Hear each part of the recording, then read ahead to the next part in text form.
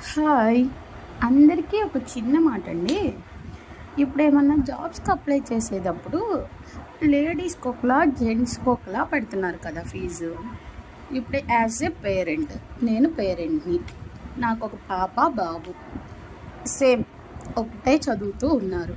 ఇప్పుడు బాబుకి పెట్టాలి, అప్లై చేయాలి అంటే 1000 కట్టి అప్లై చేయాలి.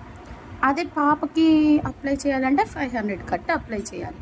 కట్టేది పేరెంట్ నేనే కదండి.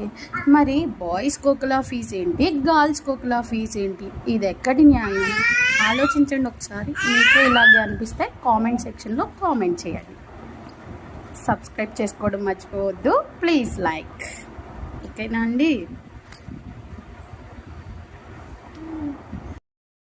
హాయ్! అందరూ ఒక్కసారి ఆలోచించండి. ఏమన్నా జాబ్స్కి అప్లై చేసేటప్పుడు రిజర్వేషన్